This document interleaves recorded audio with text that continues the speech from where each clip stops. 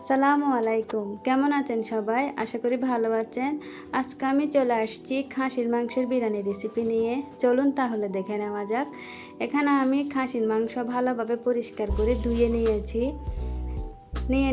একটা বড় সাইজের পেঁয়াজ, আদা এবং রসুন। এগুলো আমি কুচি করে নেওয়ার পর শিলপাটার মধ্যে বেটে নিব। এখানে আমি নিয়ে নিলাম চাষি চিনি গুঁড়া চাউল, আর সাথে নিয়ে নিলাম রাঁধুনি বিরিয়ানির মশলা। এদিকে আমি নিয়েছি জিরা এবং ধনিয়ার গুঁড়া, এলাচ, দারচিনি, সামান্য গুঁড়া মরিচ, আর নিয়েছি হলুদ এবং বিরিয়ানির মশলা। এবার আমি মাংসগুলো একটু ভালোভাবে কষিয়ে নিব। দিয়ে দিব এখানে পেঁয়াজ বাটা, রসুন বাটা এবং আদা বাটা। দিয়ে দিলাম সব ধরনের মশলা। দিয়ে দিলাম 1 চামচের মতো চিনি। দিয়ে দিলাম 1 চামচ টেস্টি সল্ট। এবার আমি এখানে সরিষার তেল দিয়ে দিলাম। সরিষার তেল দিলে মাংসর মজাটা আলাদা হয়। এদিকে আমি দিয়ে দিলাম 1 কাপের মতো টক দই। এবার আমি এগুলো ভালোভাবে মেখে কষিয়ে নিব।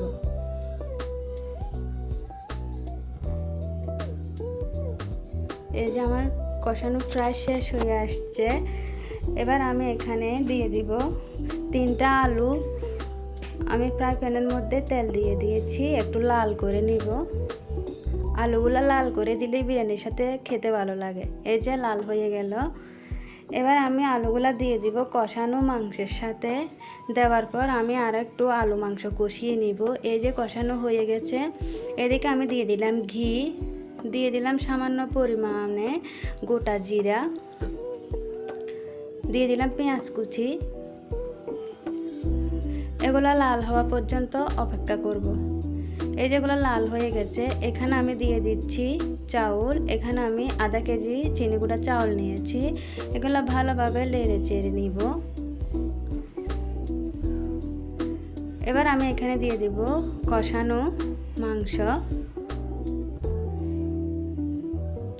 মাংসগুলো একটু চাউলের সাথে মিশিয়ে নিচ্ছি।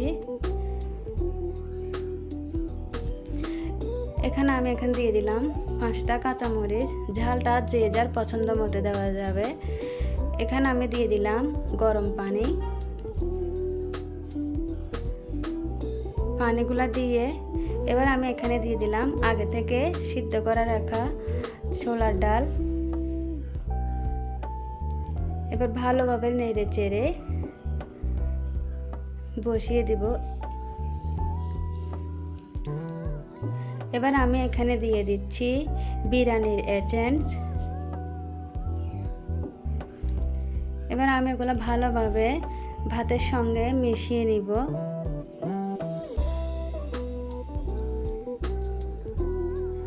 এই যে অবশেষে হয়ে গেল আমার আজকের খাসির মাংসের বিরিয়ানি। আজকে আমার রেসিপিটা কেমন লাগলো প্লিজ কমেন্টে জানাবেন। আল্লাহ হাফেজ।